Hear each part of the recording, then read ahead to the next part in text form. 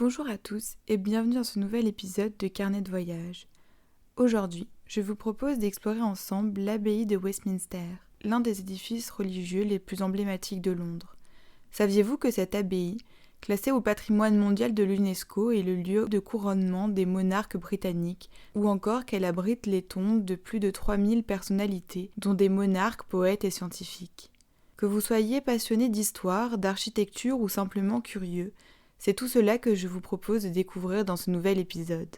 L'histoire de l'abbaye de Westminster commence au Xe siècle, lorsque des moines bénédictins s'installent sur l'île de Tornay, un ancien îlot de la Tamise. Selon la légende, un pêcheur nommé Aldrich y aurait eu une vision de Saint-Pierre, inspirant la fondation d'une première église. Mais c'est sous le règne d'Édouard le Confesseur au XIe siècle que l'abbaye prend vraiment son essor. Consacrée en 1065, elle devient le lieu de couronnement de Guillaume le Conquérant en 1066, marquant le début d'une tradition qui n'a depuis jamais cessé.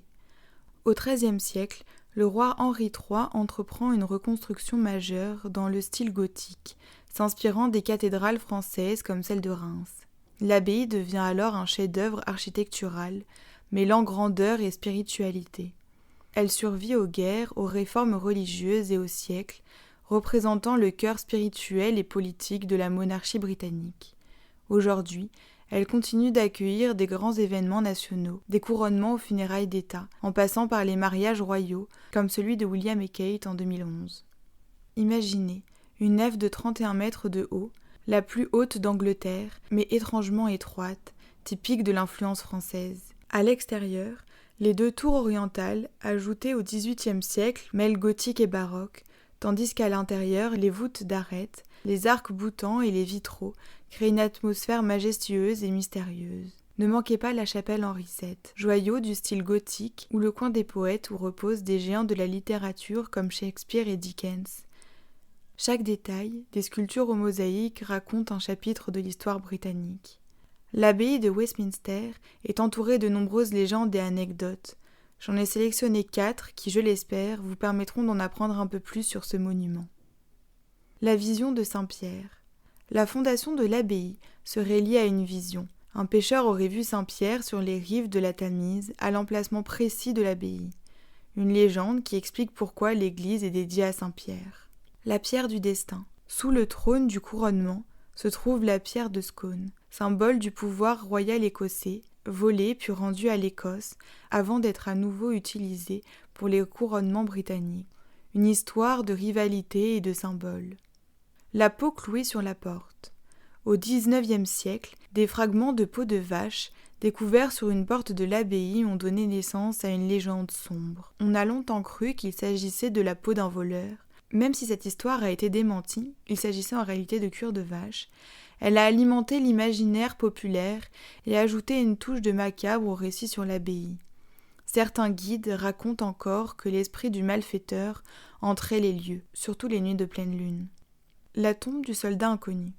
Depuis 1920, la tombe du soldat inconnu honore tous les soldats morts pendant la Première Guerre mondiale. Une tradition veut que les mariées royales y déposent leur bouquet de mariage en hommage. L'abbaye de Westminster inspire depuis des siècles. Elle apparaît dans des films comme Mary Poppins et dans des romans de Dickens. Elle est aussi le cadre de concerts et de cérémonies retransmises dans le monde entier, comme le couronnement de Charles III en 2023. Son architecture et son histoire en font un symbole intemporel de la culture britannique. Aujourd'hui, l'abbaye est ouverte au public et abrite des sépultures de plusieurs personnes illustres, comme Isaac Newton, Charles Darwin et Charles Dickens. Sir Isaac Newton, célèbre pour son œuvre révolutionnaire en mathématiques, en physique et en astronomie, sa présence à Westminster montre la reconnaissance par la Grande-Bretagne du rôle fondamental de la science dans la construction du monde moderne et la compréhension humaine de la nature.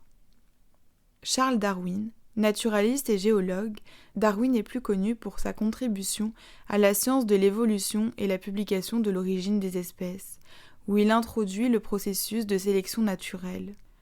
Charles Dickens, l'un des plus célèbres écrivains anglais, il est le synonyme de l'ère victorienne. Au cours de sa vie, il a écrit des romans, des nouvelles, des histoires courtes, des articles, a donné des conférences et fait campagne pour l'éducation et le droit des enfants. Concernant les rois d'Angleterre, ils y ont tous été enterrés jusqu'en 1760. Élisabeth II n'y a donc pas été enterrée. Si vous voulez visiter l'abbaye de Westminster, voilà ce que vous y découvrirez. La nef et le chœur. Admirez les tombes royales et les monuments commémoratifs comme celui d'Isaac Newton.